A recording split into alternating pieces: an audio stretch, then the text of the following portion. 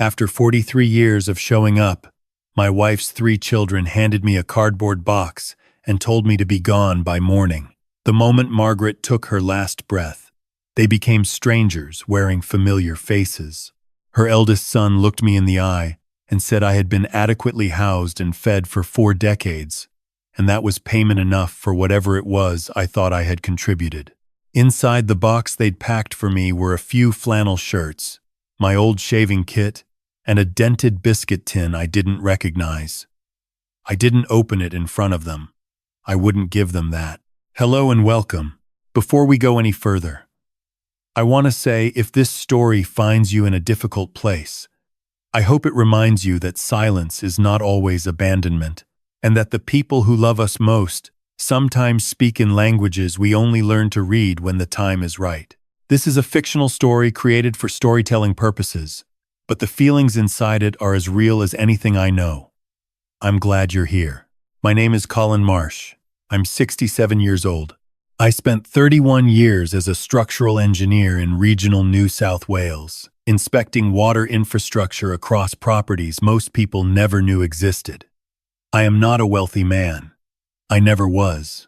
When I married Margaret Calloway in 1981, she was a 40-year-old widow with 3 children, and a determination about her that I mistook, for the longest time, for coldness. Her children, Philip, 54, Diane, 52, and the youngest, Ryan. Not even in the early years when I coached Ryan's cricket team and drove Diane to school excursions and sat through every single one of Philip's university graduation ceremonies with a tie that choked me and a pride I had no legal right to feel. The will reading took place in the offices of a solicitor named Gerard Firth, who spoke with the careful neutrality of a man who had seen too many families fracture across a mahogany desk. Margaret's estate, the Calloway family property portfolio, the shares, the superannuation, everything came to just under $9 million. I had known it existed in broad terms. I had never concerned myself with the details. That was Margaret's domain, and I had respected that boundary for 43 years. What I had not known, what Gerard Firth read aloud with a throat-clearing formality that made my ears ring, was that Margaret's will described our marriage as a domestic arrangement of a personal nature and classified me accordingly. Not as her husband of 4 decades, not as the man who had sat beside her through 2 cancer scares, a hip replacement, and the slow dissolving of her mother into dementia. I was described as a long-term household companion, whose needs had been met through shared residency. Philip made a sound that was almost a laugh. Diane was already on her phone. Ryan stared at his shoes. The $9 million was distributed between the 3 of them in equal thirds, tied to a family trust their grandfather had established before I ever entered the picture. Gerard slid a sealed envelope across the desk and said it was the entirety of my personal inheritance. Philip told me not to take too long opening it, as they had a lunch reservation. I picked it up and left without a word. I sat in my ute in the car park of a shopping center in Bathurst for a long time before I opened that envelope.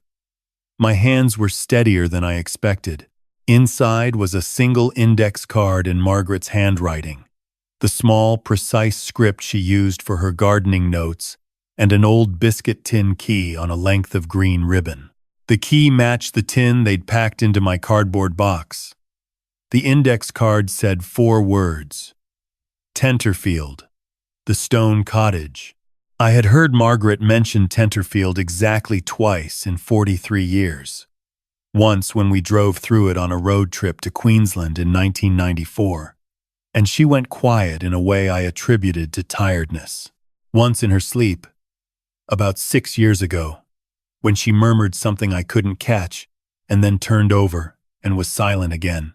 I had never asked. That is something I have sat with ever since the questions I never thought to ask. I drove 5 hours north through country that turned gold and then ochre and then green as the altitude climbed. I stopped once for fuel and a meat pie that tasted of nothing. The envelope sat on the passenger seat. The biscuit tin sat in the back. I kept checking the rearview mirror out of habit, though I couldn't have told you what I was watching for. Tenterfield in late autumn is a particular kind of beautiful. The air has a bite to it, and the light sits low and long across the paddocks. I found the address Margaret had registered the property under. I discovered later it was her maiden name, Calloway, combined with a middle name I hadn't known she possessed by asking at the local post office, where a woman named Sandra looked at me with an expression I couldn't read and said she'd been half expecting someone to come eventually. The stone cottage sat at the end of a gravel road behind a gate that was rusted at the hinges but oiled at the lock. I used the key from the ribbon. The gate swung open without complaint. I want to tell you what it feels like to walk into a room and realize a person you loved contained an entire world you never saw. The cottage was not large. It was 2 rooms and a sleep-out, with a fireplace that had been used recently and curtains Margaret had sewn herself.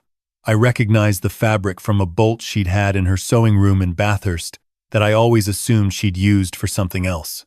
On the walls were photographs, not the formal ones from our mantelpiece at home. These were candid. There was one of me asleep in a camp chair at a job site in 1989, one of me and Ryan at cricket, me crouching down to show him how to hold the bat properly. One from our kitchen, me with my back to the camera, making tea at 6 in the morning that must have been taken through the window. There was a wooden chest against the far wall, unlocked. Inside it, bundled in elastic bands and arranged by year, were letters.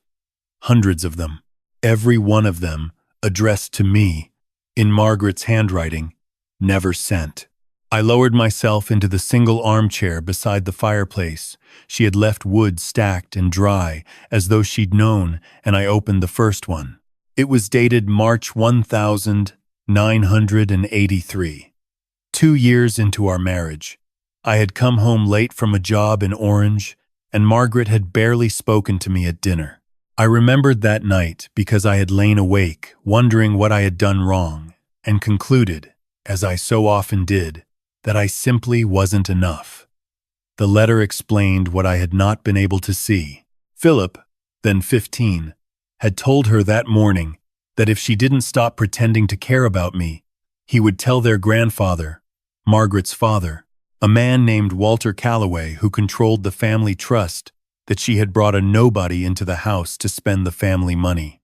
She had gone quiet at dinner not because of me, but because she was carrying the threat of her own son like a stone in her chest, and she didn't know how to set it down without dropping it on me. I sat in that armchair until the light outside changed color. The letters told a story I had spent 40 years misreading. Margaret's father, Walter, had made it clear from the beginning that my presence in the family was tolerated only because Margaret was discreet about it. The moment I was perceived as a genuine partner, the moment any real affection showed publicly, Walter had the power to restructure the family trust in ways that would have left Margaret's children with nothing. He was a particular kind of man, the kind who believes that love is a transaction and that sentiment is a weakness to be exploited. He had raised 3 children who absorbed that belief, the way dry ground absorbs rain. Margaret had seen it happening and had spent decades trying to redirect it without letting any of them know she was doing so. She had made herself cold toward me in public at family gatherings, at Christmas, in front of the children, because Walter watched everything and reported his interpretations back into the trust's administrative clauses like a man depositing poison in a water supply. She had been my wife in private and a stranger in company, and she had written me a letter every month for 38 years explaining every single moment I had misunderstood. I am not ashamed to tell you I wept. I wept for the anniversary dinners where she had been distracted. I wept for the times I had rolled to the far side of the bed, feeling unwanted. I wept for the man I had been. Quietly convinced for 4 decades that I was a tolerated inconvenience in my own home. But I kept reading. What I found in the middle years of those letters was darker than loneliness. In 1997, Walter died and left the trust to Margaret with conditions attached. Conditions that still protected the grandchildren's shares and still dangled the threat of restructuring over everything. The children had grown into adults by then, and they had inherited their grandfather's instincts precisely. Philip had begun making comments to Margaret about my driving, my memory, my age. He suggested, in the gentle way of a man laying groundwork, that I might benefit from an assessment. Margaret's letter from that year was written in a hand slightly less steady than usual. She had overheard Philip on the phone to Diane discussing a scenario in which I was declared incapable of managing my own affairs. The property would then revert entirely to the family trust under its original terms. I would be moved into a facility. Margaret would have no legal avenue to prevent it once the trust's provisions were triggered. She had not confronted Philip. She could not afford to. Instead, she had done something else entirely. I found the property documents in a folder underneath the bundled letters. The stone cottage and its 40 acres had been registered in my name since 1996. The year before Walter died, when she'd sensed the shape of what was coming, Margaret had quietly transferred it. A solicitor in Tenterfield, not Gerard Firth, not anyone connected to the family trust, had handled it, and the paperwork had been filed with the kind of careful anonymity that only someone who genuinely feared the alternative would think to arrange. I had owned this land for 27 years and never known it. There was a second folder. I almost didn't open it.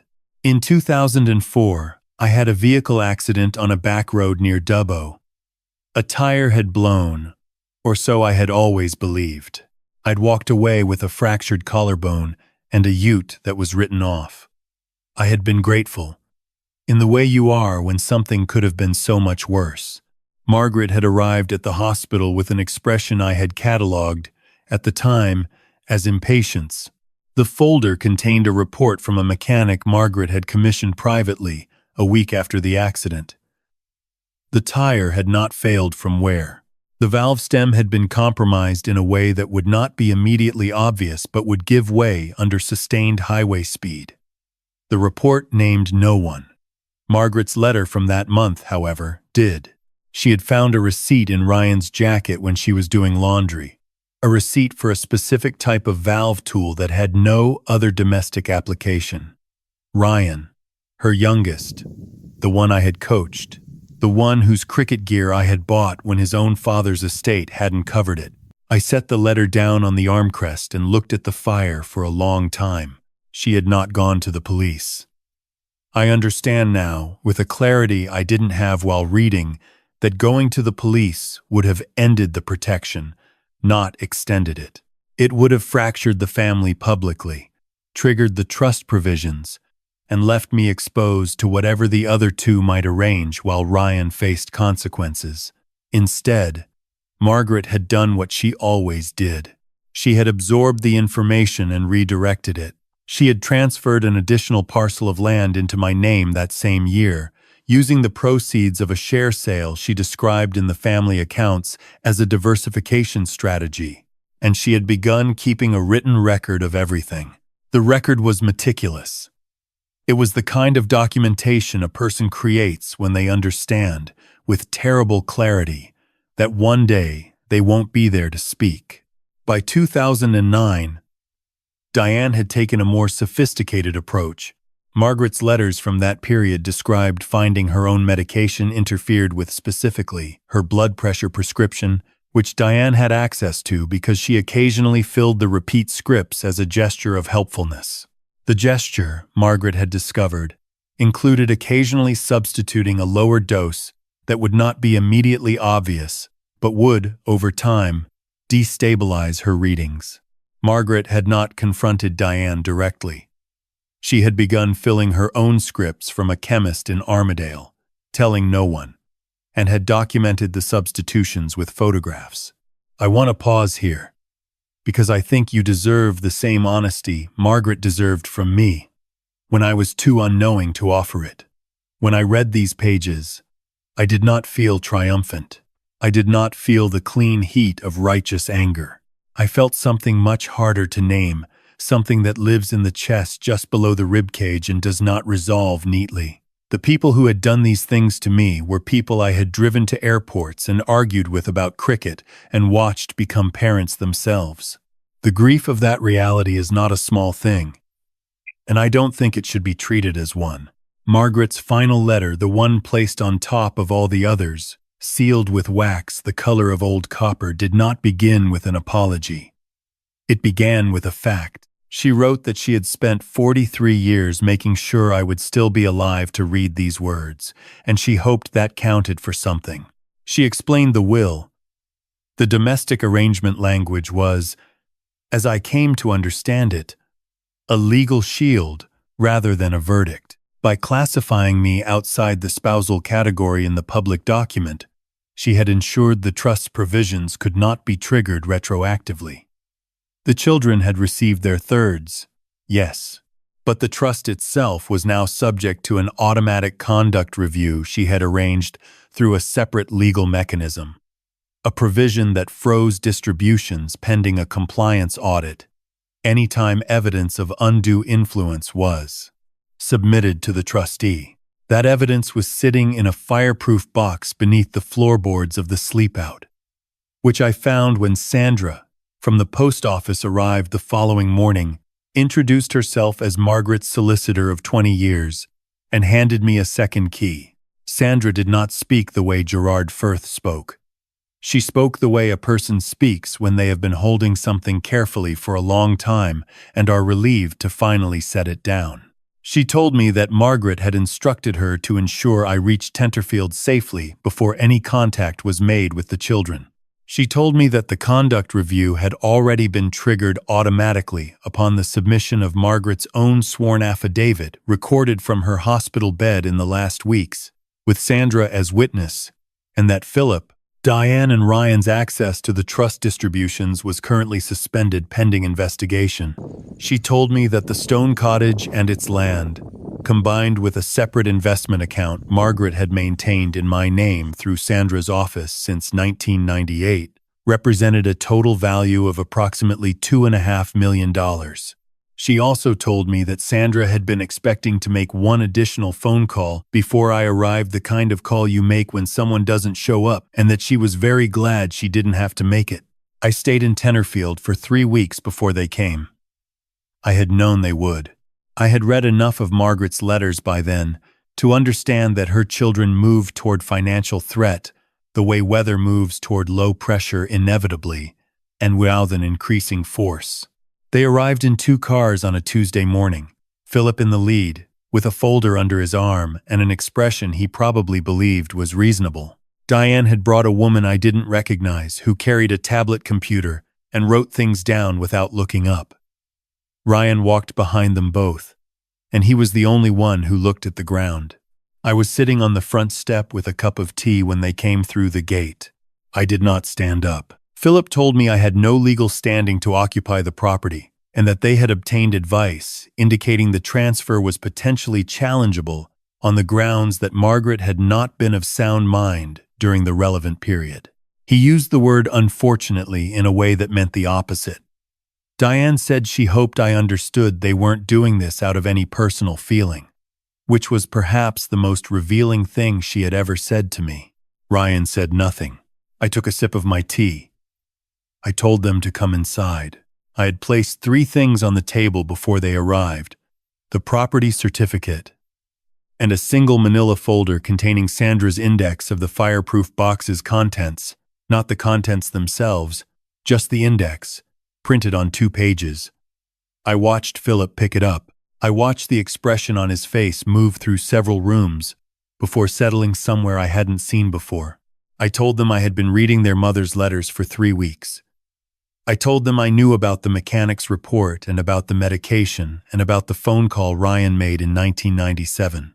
I told them I had no interest in performing any version of the scene they had prepared for.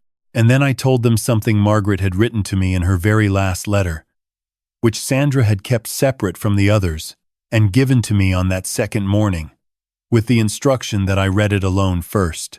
Margaret had written that the hardest thing she ever did was not the 43 years of careful management. The hardest thing was not telling me. She wrote that she had tried, twice, once in 1991 and once in 2006, and that both times she had seen the way my face changed when I began to understand, and she had stopped. Not because she was protecting herself, because she could see that I would have confronted them, and she knew what would have followed. She wrote that she had loved me with the kind of love that does the quiet work, the maintenance work, the unglamorous inspection of every joint and strut to make sure the whole thing keeps standing. She wrote that she hoped I could find it in me to forgive the silence, because the silence had never been indifference. The silence had always been the opposite.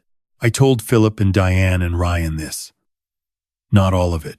The specific part where she had written about each of them individually, with a knowledge of them that was surgical in its precision, and what she had hoped they might still become.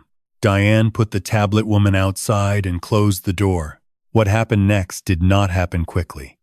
I want to be honest about that, because stories that move too fast from harm to healing do a disservice to everyone who has lived through the slower version. Philip did not crumble immediately. Diane argued for another 40 minutes about the legality of the conduct review. Ryan sat in the corner chair without speaking until nearly midday, when he looked up and asked me whether I had actually enjoyed coaching his cricket team, or whether I had only done it to impress his mother. I told him the truth. I told him I had loved every single Saturday morning of it, and that watching him learn to read a spinner had been one of the genuinely uncomplicated pleasures of my life. I told him that the 11-year-old who used to eat his lunch sitting on my esky was the person I had always hoped was still somewhere inside the man across from me. He didn't say anything, but something shifted in the room. The conduct review took 14 months. The Trust's compliance auditors worked through Sandra's index with a thoroughness that Margaret would have approved of. The mechanics report, the medication records, the phone transcripts Margaret had obtained through means I still don't fully understand, all of it was submitted. Philip ultimately accepted a 2-year period of supervised trusteeship in lieu of a formal referral to authorities, contingent on full cooperation with the audit and the repayment of a specific sum into a charitable foundation Margaret had named in a codicil Sandra had been holding since 2019. Diane's distribution was placed in trust for her children, released incrementally against demonstrated conduct. Ryan, and this surprised me more than anything else, in those 14 months, came to Tenterfield 3 weeks after that Tuesday and asked if there was anything that needed fixing on the property. There was. There is always something that needs fixing on 40 acres of rural land. We spent 2 days replacing a section of fence line and not talking about anything important, and it was the most comfortable I had felt in a very long time. He told me on the second afternoon that he had been 19 when his grandfather first told him I was a problem that would eventually need to be managed. He said it with the directness of a person who has decided that accuracy matters more than comfort. He said he didn't know whether that was an explanation or an excuse, and that he wasn't entirely sure it mattered. But he wanted me to know that he had understood. Somewhere around the 3rd letter, Sandra had photocopied and sent to him at Philip's instruction during the audit process, that their mother had loved me in a way he had spent his whole adult life refusing to see because seeing it would have required him to see himself clearly, and he had not been brave enough for that. I told him that bravery tends to arrive late, and that the important thing was that it arrived. The foundation is established now. Margaret had stipulated in the codicil that the charitable portion of the estate be directed toward a rural family support service, operating in the New England region. The kind of organization that reaches people in places the city doesn't think about, which is to say, the kind of organization Margaret would have valued for exactly the reasons her family would have overlooked. I sit on the advisory board. Philip attends the meetings. He does not speak much, but he reads everything thoroughly before he arrives, and he has twice identified funding applications that the rest of us nearly missed. The stone cottage is still mine. I have added a second room and a proper veranda, and Sandra comes for dinner occasionally. And we talk about Margaret the way people should be allowed to talk about the people they've lost, with laughter mixed into the grief, because the laughter is part of the truth too. I found one more item in the fireproof box that Sandra had not included in the index. It was a photograph, taken at Ryan's cricket presentation night in 1988, which I had not known existed.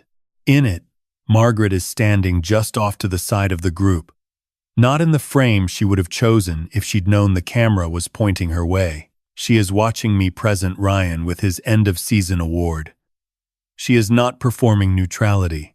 She is not managing an impression. She is just watching, with an expression on her face that I recognize now with the clarity of hindsight, the same expression I must have had on mine every time I looked at her when I thought she wasn't watching. I keep the photograph on the windowsill of the sleep out, where the morning light finds it. There are things I wish I had done differently. I wish I had asked more questions, even the ones that might have made her uncomfortable. I wish I had understood earlier that silence in the person you love is not always distance. Sometimes it is the most careful form of presence they have the means to offer.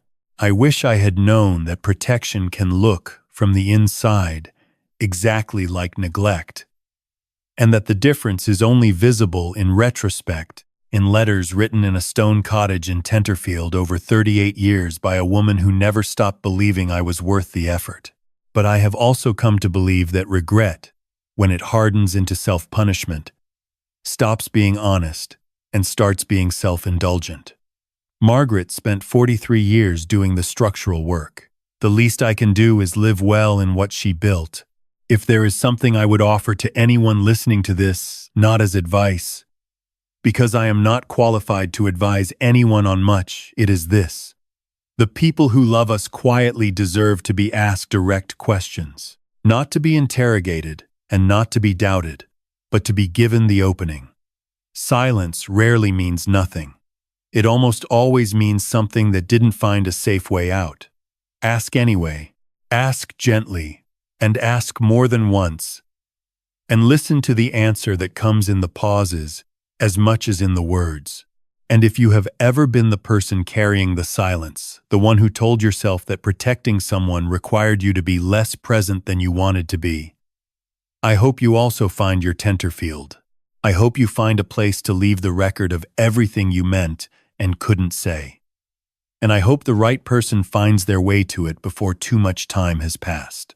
Margaret used to say that a well-built thing doesn't announce itself. It just holds. 43 years on, in a stone cottage in the New England Highlands, with the autumn coming in, and the fire going, and the photograph catching the light, I think she was right about that, as she was right about most things. It held. We held. And that, in the end, is the only measurement that matters.